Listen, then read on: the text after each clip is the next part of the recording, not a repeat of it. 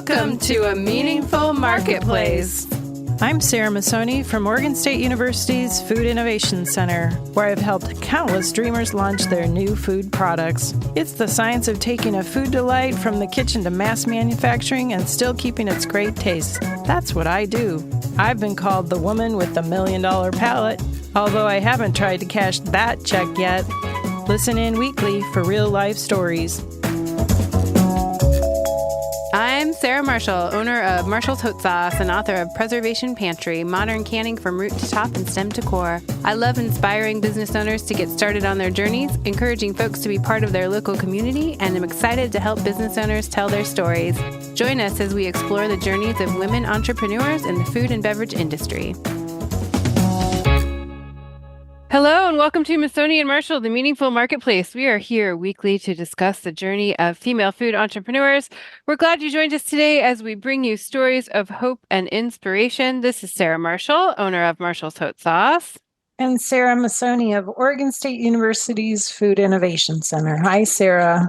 Hi, Sarah Masoni. How are you this week? Good. I saw you were at the night market. Yes, we had a very busy night market this weekend. It was one of my favorite events. I mean, it's always one of my favorites. It's really fun. But the Valentine's Day, the night market. Romantic. Yes, it happens 4 times a year. They always do a big Valentine's Day celebration. It's really cute and sweet because people make like extra special stuff and they do all this random acts of kindness thing. So, I take my daughter and we wrote notes to people that we didn't know. It was part of the Be Kind project. And so you write people a positive affirmation and then you hand it to somebody at the market that you don't know. It's very cute. That's cute. Yeah, they also have these like wrapped books. So you go on a date with a book and it just kind of gives you a description like you would see on like Tinder or something. And so you can just grab a book that has a description. So I picked a book that sounded like it was a vampire book, which is my favorite. Spooky.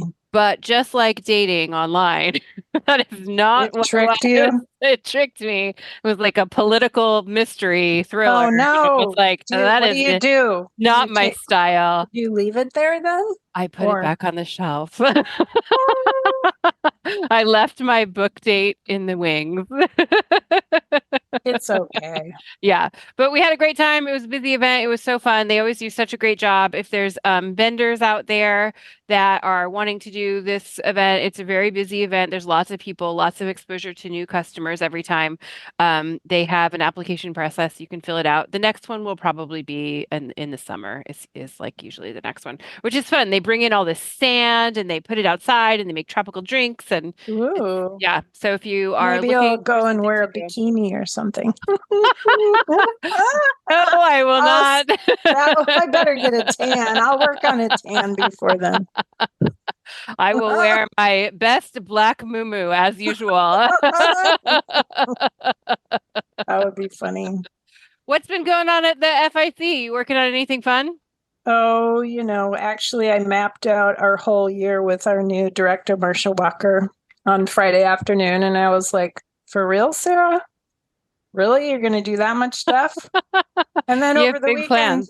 I remember I forgot something. So I had to go in there and write down a couple more things this morning. So add more things. It's always good to sort of map out your year so you know where you're going to be spending your time. It looks like maybe I could take a vacation in July. Perfect. Well, you should book it now so that you take that. And we're starting to make plans for the Fancy Food Show coming up in June. It's going to be June 20-something. And 22nd through the 25th at the Javits Center. That's going to be in New York. And we haven't talked about it yet, but our guest today is from New York. So maybe you'll meet in New York City, which would be very fun. Whoop, whoop. Hit me up if you need a pass. I can get you in. Well, we want to thank our sponsor for supporting Masoni and Marshall. Thank you for helping us to spread the word about women entrepreneurs. Let's hear a word from our sponsor. The Northwest and Rocky Mountain Regional Food Business Center is the proud sponsor of the Meaningful Marketplace podcast, giving a voice to food from across the 6-state region of Colorado, Idaho, Montana, Oregon, Washington, and Wyoming. The Food Business Center supports Northwest and Rocky Mountain food industry makers as part of the USDA's National Network of Food Business Centers, supporting a more resilient, diverse, and competitive food system as a go-to source for small and mid-tier food and farm businesses with a focus on underserved communities, providing education in the form of technical knowledge, business programs, and industry news. We sponsor trade shows, meetups, and conferences to connect growers, producers, retailers, distributors, and processors, all to stimulate business and raise the standards of our storied food industry. Join us as we travel through the 6-state region, learning more about food makers, food hubs, and food systems. Visit the website at Northwest Rocky Mountain Regional Food Businesses.com to get connected. But we are not alone today. We are joined by one of my favorite kind of makers, a fellow hot sauce entrepreneur. I would like to introduce you to Laura Dadap, owner of Djablo Sauce, making small batch Filipino hot sauces in New York City. Welcome. Wow. New York City. Hi. New York City is the place. And I actually will be at the Fancy Food Show, Sarah. Oh, you're gonna have a So booth? yeah, we're gonna be in Incubator Alley. So Oh, you're gonna be in Incubator Yeah. Village. That's where I Yeah. hang out too. Oh, great. Okay, Cool. well, so we'll be neighbors. I'm really excited. We have a really fun crew. Which group are you going with? We work out of Entrepreneur Space, which is a Okay. co-kitchen right here in Long Island City. So I'm based in Queens. Everything I do is in Queens. I was born and raised in Queens. We're all gonna there are 3 API owned businesses. So we'll be with Cool. Gloria's Malaysian cuisine and Dustra, and we have a lot of fun together. We love working together in the kitchen and also at shows. So That's cool. Have Yeah. you heard about Included CPG? no. You should check it out. Included CPG is for founders of color. And right now it's free to join. It's cool. You should check it out. Go on their I website will. and fill out the application. Awesome. I was They gonna actually have a space too at the show. Oh, great. Oh, Yeah. okay. Well, hopefully Yeah. I'll get a walk around. That's the great thing about working with your friends is you can be like, man, my spot. Mhm. Yeah. And do a Then little Yeah. walk around. That's my Get on favorite the thing to show. do is to see all the other makers and vendors and meet new buddies. And so it's always good to have somebody that can Mhm. watch your booth so Totally. you can do both things. Yeah, Well, and my favorite, yeah. Oh, sorry. My favorite thing is to just like master someone's elevator pitch. So, like anyone that I work with, I'm always like, let me just hear your elevator pitch, and then if they can walk Oh. away, I can do it. It's like, yeah, that's Very the nice important. thing. Then people can take bathroom breaks, which is well needed. Yes. Yeah, or go find something delicious to eat. Yeah, that's true. Try all the snacks. Well, we Yeah. want to make sure to connect our listeners to you. So how do people find you on your social media platforms or online? What's the best way to do that? Sure. Best way, I mean, we're the most active on Instagram. I'm an elder millennial, so at Djablo Sauce. And then we have a TikTok presence. Everything is at Djablo Sauce, and our website is djablosauce.com. It's DJABLO sauce. Perfect. Well, I want to start with talking about your name Yes. because for a couple of reasons. One, I think I said it wrong when I introduced you. Well, I said I definitely- Djablo, but is that how you say it? It's totally so. It is the word Djablo. Diablo, Yeah. but in the region that my dad is from in the Philippines, all the I's are J's. Oh, okay. So it's his recipe that our original recipe stems from. Yeah. And so when he created it, he was like, "This is Djablo sauce," and the J made us think about a punch. And so we were like, "Well, this sauce does give you a little punch. It's kind of like a jab." And Yeah. so we started playing around with the image of boxing and Manny Pacquiao's from the Philippines. We were like, "Oh, it all kind of ties together." So it does create like we did have a mispronounce on on the season of Hot Ones for like maybe Oh, 3 or 4 no. episodes. People were like angrily commenting. They're like, "That's not how you say it." I'm like, "It's fine. That's on us. We chose this name." Well, I think it's an interesting topic to talk about because, for our sauce too, I think when you name something that is different or there's a certain way to pronounce it or say it, you're always going to have people say it not the way you intended. And I've learned a lot over the years. So, our sauce is Marshall's Haute sauce, and Haute means high Mhm. end in French.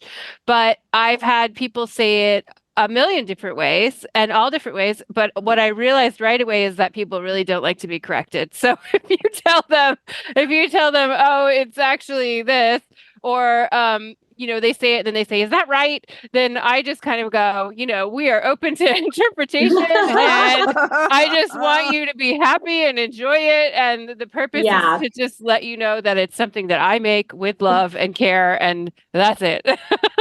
I've That's good. absolutely, I've let people call me Lauren for like months. So I'm on the same boat. Yeah.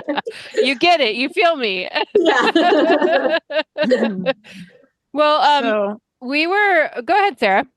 well, I just wanted to ask about Taco Bell. Oh, well, we have not. We passed all the trademark. Got like we just went through the trademarking process. Okay, So, good. Tell us about yeah. that. So it was kind of a mystery to me. I my origin story is I have no business, like, well, I do have business being in the food business, but I never studied it. I had no idea how to do any of it to start out, but Mm. it was a lot of Google searching and like asking people questions from the very basics of like, what is food? But so like I joined startup CPG, and I think someone pointed me to a food lawyer, and I was like, hello, I have been trying to see, like, I don't want to get in trouble down the line. Like, Yeah, is our name, is our logo? Like, I knew this was something that could come up, especially because our hot sauce was similar to another company's hot sauce name. I was like, I don't want to see, like, they have more money than we do. I don't want to, I right. don't want to see a cease and desist after I've spent Yeah. like our whole savings on like It on happens to a branding. lot of companies. Yeah. Yeah, but I did a quick search on the portal. There's like a database that you can search, and it didn't seem like anyone had it with the J in it. So then I let a few years pass, and then when we had a little bit of money to spend, I was like, that'll be the first thing that I do. So like Yeah. finding an expert is like, and I love listening to the first episode of your podcast, because I was like, that's exactly what I did. I found an expert in every category that I Yeah. needed. I just asked them all Yeah, the that's good questions. advice. And I think Yeah. that's really common for new businesses to not right out of the gate trademark, because it is an expensive process, and anytime you're dealing with any kind of legal stuff, it takes a little while, it costs money, you got to figure it all out. And I think it's pretty common for people to start their business and then go, okay, as soon as I have an extra whatever the amount of money is, then I'm going to trademark or patent my product. Some Right. people are not like that, and they're like, I'm going to do this right away. And then a lot of times it's people that have maybe had some kind of legal thing happen, and then they're like, I just Totally. don't want to deal, or someone close to them has had that happen. But I think either way is good. Whatever you can do, you should do it. But I definitely think you never really hear of anyone who, you know, 5, 10 years into their business still have not done that. Because then as you start to get legal advice and are in, I was in lots of different classes, and we had access to attorneys and stuff, and they would be like, oh yeah, you really need to do this. You need to trademark and, deal with your logo and all of that stuff. So I definitely recommend that people do that. When you can do it, that's, I understand, is totally financially based. So Yeah. if Whenever you somebody's can. trying to figure out if their word mark is okay, you can go to the search engine, which is Tress. I Yeah. think Yeah. TESF or Yeah, TRES. Tress. yeah, it's trust, and the USPTO. Like Yeah. the yes, Yeah. USPTO. You just go and you just type in your name and you push search. That's all you got to do. Yeah. And the other thing you can do is search for your name on the internet. Yes, exactly, and that's what I So- mean. That was basically all I did was internet, just Google searches of like, can I do this? Yeah. And I mean, if you have an idea and you like a certain name you came up with, the first thing you probably should do is buy your URL on the internet. Yeah, your domain name. Yeah. Mhm. For sure. Yeah. Well, Laura and I are connected because Yes. we were in the season 22 box of hot ones. Hot So ones. I know. So a lot of our guests are from here in Oregon, but we're just starting to expand outside. So this is the perfect time for you to be a guest on the show. So since you're from New York, but we do have this connection because we were on the show together. So I kind of want to talk a little bit about that, what it was like for what your experience was. And I just wanted to say the coolest part about it is that we are box neighbors. So Neighbors.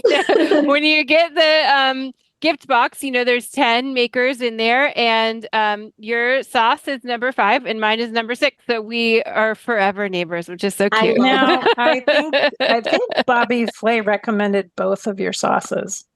He Yeah, did. Bobby Flay liked them both. Isn't that He likes the cool? middle. It was incredible. He's a It middle was of the road kind of a hot yeah. sauce guy. But I do have to say that where we are, because my whole team, we did the hot ones, the whole experience, and where we are, there is a big jump. So Yeah. like he's middle of the road, but not kind of the safe middle of the road Yeah. that you would think. He likes that hit. So that was kind of really like refreshing to be like, oh, okay, like he's acknowledging flavor stuff. Like he was talking, Yeah. he was talking about ingredients and not being like, this is really hot, which I appreciated. But actually, Nice Sarah, to taste stuff. totally. Sarah, I've been following your sauce for a long time because I saw a video of you filling bottles a long while back. And I was like, I need to find that pourer. Yeah. Did you buy it from my website or did you get a different one? I found it at a Restaurant Depot place. Oh, cool. Yeah. But I was like, this is because I was using a funnel for a while. Then we were using like the squeezy pancake pours. I truly like did a deep dive. If Google image search existed back then, I would have done that. But Well, I've been a fan. I ended up selling them on our website because we had so many people request, where do I get it? And then I would tell them, and then they'd be like, I can't find it, or I want to buy the exact same one that you're using, So I ended up just like buying them wholesale from the manufacturer, and then I sell them online pretty much. I mean, maybe I make like $2, but pretty much at the price that I get them at, just because I wanted people to have this tool that helped me so much. I always am trying to inspire other makers to make things, and I want to help solve any problems because I didn't find that tool for maybe 3 years into the business. I was also just using a pitcher and a funnel, and then, my bottles are bigger. My regular bottles that I use have a bigger neck, but doing them in these woozy bottles for hot ones, you have to do them in a specific bottle. You need a really small opening. So I wouldn't have been able to do it the same way I did it originally. My funnel was too big. So when you say Uzi bottle, let's just tell people what that is. Oh yeah, a woozy bottle is a 5-ounce hot sauce bottle. It's pretty standard. If you are selected as it's a long neck bottle. Yeah, it holds 5 ounces. If you're selected to be on Hot Ones and go in their gift box, you have to bottle it in those boxes or in those bottles because it fits in their gift box. And so if you're a sauce maker that doesn't make sauce in that bottle, you have to all of a sudden start making it in that bottle. So there's a whole new thing to learn about. Now, do you put those little drippy cap things inside the cap too, or just the cap? No. I do not. You want people to like pour the whole bottle on. Yeah. Yeah. I want them to eat a lot of it and then come back for more. Yeah. I think that's wise. Another thing that I noticed like early on about your sauces, like our consistencies were like thicker sauces. They weren't like dripping sauces. And I was like, that's the quality that I'm looking for because I need something that can fit all of the vegetable. Yeah. All of we don't strain our sauce at all. So we're chunky. Yeah. Us too. I like it. Well, one thing I noticed about the season 22 for you, Laura, was that you had, I think, 58 reviews on the website. And your average is 4.7. So that means you must have a really good hot sauce. Oh, thank you. I do think it's rather tasty. What's amazing is I actually, Sarah, I've been meaning to ask you this. We were asked to develop this specific flavor for the season. So we have two signature flavors that we make in small batches in our kitchen. And I was so intrigued by your origin story about how you were like, I don't want a co-pack. And I've been turned down by so many co-packers. They're like, we don't know how to make your sauce, or we can't source those ingredients, they're too specific, or like it's very hard to get them in bulk. So I have been doing everything myself for the last 5 years. Like I just came from a shift last night. We had a late night shift. And it's still like a skeleton crew just in the kitchen. Like we watched the Super Bowl and had pizza and wings. But it's one of those things where like I never thought that I would be producing at that level, like Yeah. of volume, sheer volume. Like, my first shift, I made maybe 60 bottles and I was like, I did it. But then, like I got the call and they were like, can you make 50,000? And I was like, hello, what? Okay. Like that's a number that I've never heard of before. And I will see. And so they connected us with a co-packer where we had conversations. And like, had I met someone like you, Sarah Masoni, like I feel like I would have just like your origin story together. I was like, this is absolutely like a person that I would have connected to and been like, you are now my best friend. But That's how we are for sure. I wish everyone yeah, had a Sarah Missoni in their life. I'm sure yeah. it's really But wonderful.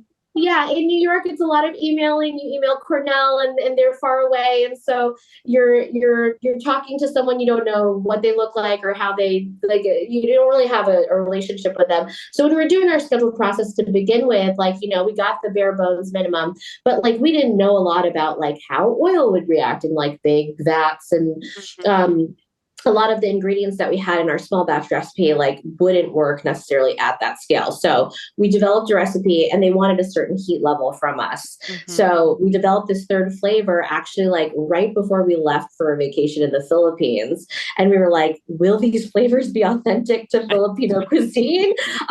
We know the ones that we make in small batches are, but and so we were trying different prototypes, and like then we left for the Philippines and the final prototype came in the mail and we had like everyone that we know that knows our sauce really well, like they had a key to our apartment and they would try it and they were like, this is close, but maybe needs this. It really was a situation where we weren't sure that our flavor would meet what our original flavor is, which is what Mhm. is so special. And we're so excited that the people responded in a way that was positive and reflective of what we're trying to do with our Yeah. sauce, which is capture Filipino flavor without reinventing the wheel, but also appealing to people that don't necessarily have a familiarity with it. Yeah. Well, I think you pulled it off because people loved it. People loved the way that it looked, especially Sean. He gave it a shout out right away on the introduction. So I think that you did it. And we're going to take a quick break. And when we come back, I'll tell you my experience with changing for hot ones. So we'll be right back. Oregon State University's College of Agricultural Sciences and the Food Innovation Center are proud sponsors of Meaningful Marketplace. With a mission to serve all Oregonians, we are committed to giving voice to those whose food and agricultural stories are not always heard. By providing access and opportunity for a more diverse and just food system, because food brings people together. Okay. Okay. Go ahead, Sarah. You can start it, Sarah. We'll have him cut that. Okay, tell us a little bit more about your experience with hot ones and how did you decide to thicken your sauce with chia seed? Is that you? Oh. I was like, oh, is this going to be Sarah's moment? Okay. So chia seed, when we were experimenting with the original recipe, we didn't have anything that binded oil and vinegar together. Because as we know, those two components do not like each other. So we were using something like xanthan gum. Like we were looking at different agents that would kind of coagulate and make things like stick together. And we consulted with actually the Noah. Oh, did I just thumbs up myself? I'm sorry. It's okay. You got your own back. You're doing great.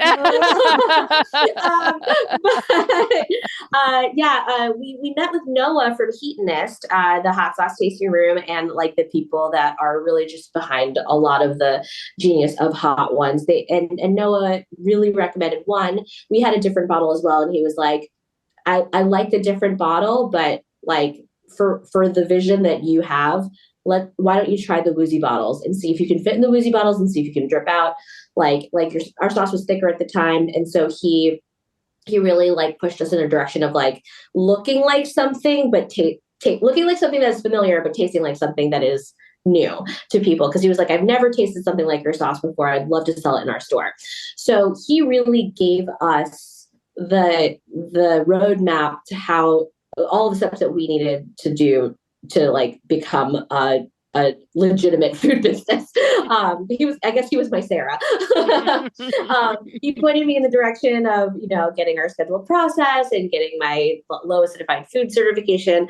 And what I found in this industry is that there's so much gatekeeping in professional anything. Like if you're a business person, if you're X, Y, and Z, but like in the hot sauce business, everyone's very open about being like, oh, this is what I did. Because your recipe is very personal. It's very like your flavor profiles are your own, and not every person's going to come up with the exact same recipe. So it seems silly to hold that information to yourself if someone wants to try it out, because it's like, that's your risk to take. Like if you're going off the deep end, just starting a food business in general. So it's like, like you're brave, like let me empower you and give you the tools that you need. So that's something that I'm super grateful for from day one, was Heatonist kind of giving us the roadmap.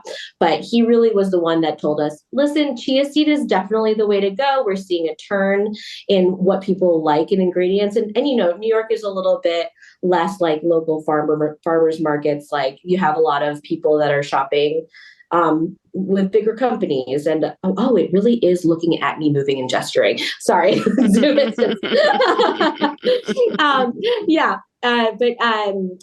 It really was like a moment for us to consider what we were putting in, and we don't buy ingredients that we can't read necessarily off the bottle when we shop for our groceries. So I was like, I'm on board with that. I'd like to try it, and it actually makes the texture of our sauce look like really pretty and speckled.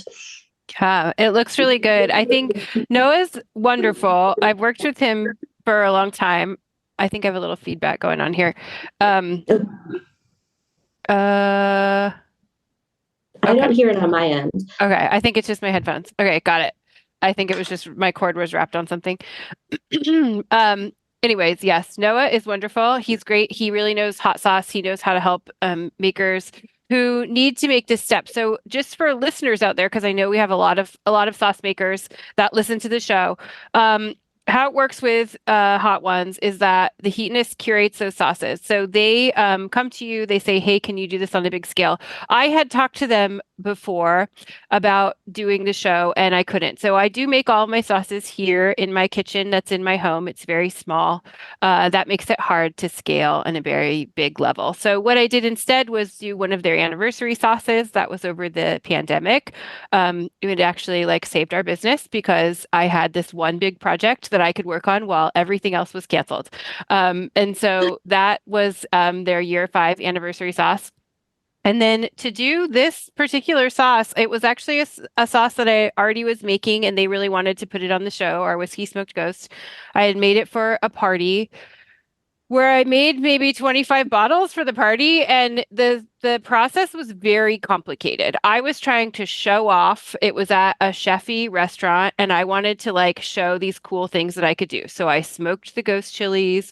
I soaked dates in whiskey and freeze dried and powdered them. That thickened the sauce naturally. So then it would have been completely impossible to do that on this level. So I did meet with Sarah. I talked to her about different ingredients that I could do, and also figured out budget wise if I could do it, because every time I made this sauce prior, I lost money because I used very expensive whiskey. Uncle Nearest whiskey is really wonderful whiskey. It's the party I made the sauce for. They gave me the whiskey to make it and said, "Hey, make the sauce for this party." Well, then it became one of our more popular sauces. So we had to figure that piece out. Luckily, Uncle Nearest is also a women-owned company and a very wonderful business. And they said, "Hey, we want this for you. We will help you figure it out." I'm not sure if I can say how they did that, but we worked it out. Yes. That's wonderful. And we because I said I could switch the whiskey to something else, but I don't want to. I want to use your But every whiskey. bottle is an advertisement for them. 'Cause Every you bottle, have every that's on the bottle ingredient. is an advertisement for them. We Mhm. also happen to have this really great co-packer here in town that was very small. They're not open currently, but I think they have plans to reopen. They're called Community Co-pack.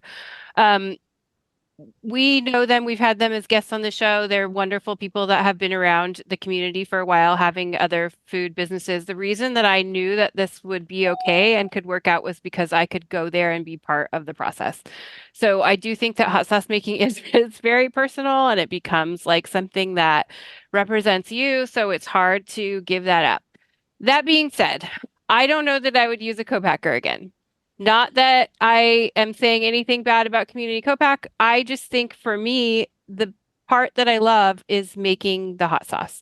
So I think as a maker, I do want people to hear that. If they're thinking about doing a co-packing situation, it immediately becomes a different life, it takes on its own form. It is It's you very different. managing product and managing supplies and Yeah. um, Paperwork. paperwork. You become a paper pusher, which is not my jam. So, I was so honored and grateful to be part of this process. Would I do it again? Yes, totally.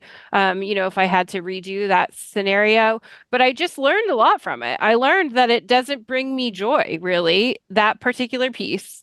Watching the show brought me a lot of joy, and being So part of much. that journey brought me a lot of joy. But the making piece was missing, and so there was like a piece of my heart that was missing. So it just felt different. I completely agree. That first moment where we were like, we had just said yes, everyone approved the recipe. We were like, okay, this is it. We're going for it. It was also our first time co-packing. I was like, wait, I don't know this baby that I'm sending out into the world. Oh, Like I know my baby and I know our original flavors and like, this kind of goes back to Sarah Masoni's question. It's like, I'm so glad that we have these great reviews, but I really was like, I don't know if people are I've not tested it in marketplaces. I've not watched people taste it like face to face. Are they even gonna like it? And so we went kind of blind into the season being like, we know we like our flavors. We know this tastes like our flavor, but we haven't really market tested it or like it's a little bit different than your story, Sarah, where you're like, you knew that people liked the whiskey smoke ghost flavor, but we didn't know if people would like it. And so, like one of my favorite reviews for us on the Heatness website for our original is someone was like, kind of gross. Like, honestly. And I'm like, that's awesome. I Yeah, think it's a texture thing, which is fine. But sure. but like, I and I'm mean, also like, please speak up, like talk about what you like or don't like. That helps yeah, us. But yeah, but yeah, I was really nervous going into this for the same reasons, being like, okay, like I can taste the sauce when it's in my brazier, but when it's at a co-packer, they're up like 9 hours away from us. We yeah. talked extensively, we exchanged the recipes, we really went back and forth as much as possible to be able to like finesse, but it's not the same as the thing that you put yourself into. It yeah. feels like you did have a good experience, though. They were able to produce it consistently for you. Definitely. We did run into, because of the timing of things, the batch that was on the show was a smaller batch, and we didn't know what it was going to look like. So what we saw on the show looks a little bit different than what went out in the boxes. It has the same qualities, but the actual color of it is less green than what was Yeah. on the YouTube channel. It tastes the same, but something about, and probably Sarah was saying you would know all about this, but the process of sitting in the brazier as they bottle this many bottles, it changes the color of what's going through. And so we got a call and they were like, it looks different, it tastes the same, but we just wanted to let you know. And that's just something that we didn't know about producing at this level of volume. Yeah. Yeah, you probably lose color from it sitting and cooking. Mm-hmm. Yeah. Sure. Because you're using spirulina for your color. Yes. Right? Yeah. Mm-hmm. It's delicate. Yeah. Yeah. It's a delicate. Yeah. I watch it, it happens on a small scale when we're making like 40 gallons of sauce. It definitely will get browner towards the end of the batching, but the sauce is still green. But I'm sure after that level is going down, it's just like, I'm cooking. Can you, Laura, tell us about your original and your smoked flavors, which Sure. they must have made you famous if you got on the show, right? Yes. So our original flavor was actually the party favor at my wedding. When I met my husband, I had brought him steak. And my dad had been experimenting with the sauce. Like he just would like find ingredients that we stew in like Filipino cooking, ginger, garlic, a very specific cane vinegar, and the heat from like a Thai chili like pepper. We call it siling labuyo. And so when he was in student in New York in the 70s, he would go to the like Asian markets and just find whatever would remind him of home because he couldn't fly back. It was so expensive. He was playing guitar at like a French restaurant, like just kind of like really, really like tight pockets. But he found a way to connect with other people, was cooking. And so he found all these ingredients that reminded him of his home cooking, but was able to cook at a scale where he could be like, here, put this sauce with this dish and you'll taste what it's like. I can't really like find the ingredients that we would find in my hometown, but he just kept toying with this idea. He called it Djablo sauce. It was like maybe 5 or 10 years of him like doing this at Thanksgiving, and people would start bringing like huge jars and be like, all right, I'm taking my sauce home. Fill it up. Fill it up. So this guy that I was dating, I really wanted to flex and be like, hey, like I'm so cool. So I brought him some steak and this sauce, and he was like, this sauce is incredible. And so then I brought him my dad's like roast pork belly with like the crispy skin. And he tried it with the sauce, and like he finished the pork belly, and then he looked at the cup of sauce and he just drank it like a shot. And I was like, oh my gosh. I was like, this guy, this American boy, he likes my dad's flavors. Like he's a keeper. So definitely for our wedding, I was like, Dad, like, do you think you could make a couple, like 200 bottles of sauce? And he was like, I don't know, I'll figure it out. So then he went to his very like scientific friends and was like, make me a spreadsheet where I can like scale up my recipe. So this is before so he asked them to like scale it down to like the gram. And then they found a way to like do the calculations to make as much sauce as we needed to give out these little like 4-ounce bottles. And so we gave out these cute little jars. They kind of look like the hot sauce jars. They're like kind of wider on top and like, same like width all around. And people were eating it at the wedding, and they were like, I want to take my favorite home. And I was like, well, you ate it. So, and one of the bottles actually ended up at Heatonist with Noah. And he was like, I got your sauce. Like, do you want to sell it at the store? And I was like, I don't know how. It was just a party favor. And he was like, oh, well, come on in and we'll talk about it. And he met with us and was like, this is what I think you should do. Here are the changes to the recipe that I would make. Here are the changes to your packaging that I would make. Try it out. Here's a bottle manufacturer in Brooklyn, like stop by. So I was going to all of these places, just like blindly being like, hello, can I have some bottles to put my sauce in? And then I'm an actor and a musician by trade. Our family business is music, in general. But my dad my dad was like, you should probably like start cooking out of like a legit kitchen, because New York City, the rules are just a little bit, a little bit Gotta stricter out follow the here. rules. Yeah. Yeah, we got to follow the rules. And so there are actually a couple of like communal working spaces that you can go. Some are very expensive. Entrepreneur Space is great because it's subsidized by the government. A lot of people were cooking illegally out of their kitchens, and this is a space where people can go and be like, hey, I have this idea, how do I do it? And there are subsidized classes and like advisory meetings that you can take. Like, they have the resources for small business owners to start at a scale where you don't have to have like a huge amount of working capital to start out. When I heard all of the resources that Oregon has, I was like, I wish that we had that. We just have like the one thing. Yeah. That's a really great one though. I mean, it makes it so Yeah. that people can get started in a safe way, in a safe space, in an affordable space. Like, I think it sounds great. Sounds Yeah. awesome. Yeah, you could lose a lot. There's a lot of privilege in being able to be like, I'm going to start a business. Like, I have an idea. Like, you have to have a certain amount of capital to like get that on its feet and get all the things Yes. going that you need to get going.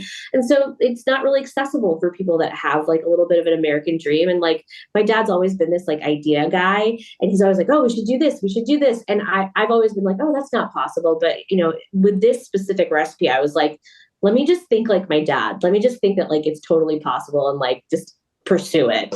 Yeah. And kind of And how you that did it. And I did it. you did it, and you made a sauce to represent your dad and your family and your culture, and it's Yeah, so wonderful. it And now is. like thousands of people have had your Filipino hot It's sauce. amazing. Yeah, I know. A lot of people will ask, like, do you get emails where you're like, where did this question come from? We got one email that was like, what makes you Filipino? And I was like, me. The sauce is That's Filipino because like I'm Filipino. That's the so perfect answer.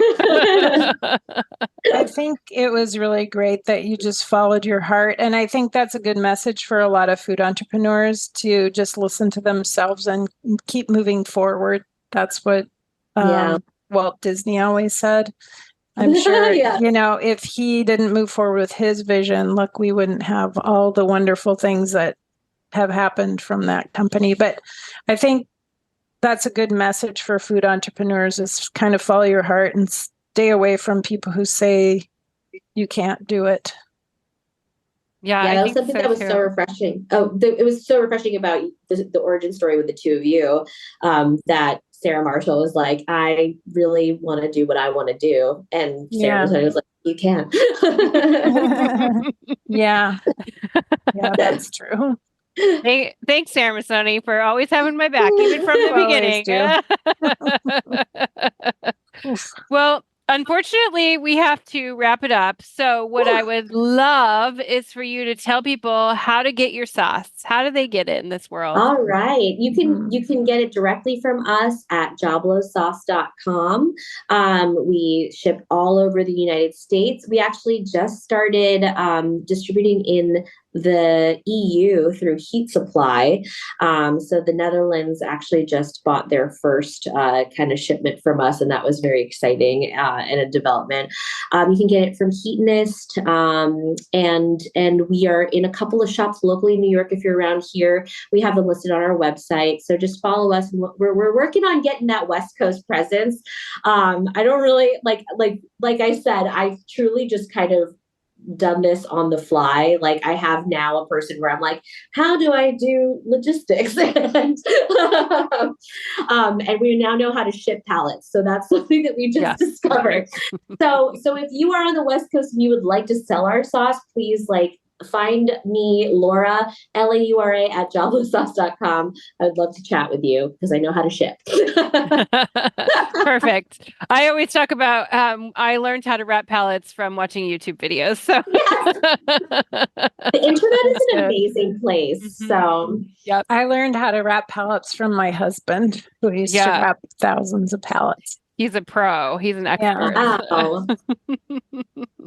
I really Well, feel like you two are me, like in another dimension. Like I'm also looking at us. We're all wearing kind of the same versions of the same outfit. I know. We Oh, yeah. listeners, you can't see us, but we look really cute. Yeah, do. there's a lot of black and white That's grayscale. funny. All right, ladies. Well, thank you so much. It was great to chat with you today, and we appreciate you coming on the show, Laura. Thanks so much. Thank you for having me, Sarah and Sarah. You're welcome. We record Missoni and Marshall live every week. You can find us on your favorite podcast platform like iTunes. Thank you to our audio engineer, Alon, and our production assistant, Chelsea. If you want to be a guest on the show, you can send us a DM on our Instagram, Missoni and Marshall. And we'll be back next week, everybody. Thanks for joining. Bye. Bye for now. You're listening to the Startup Radio Network. Listen, learn, launch. 10% of our gross revenue goes directly to women entrepreneurs in developing countries around the world through Kiva's microfinance program.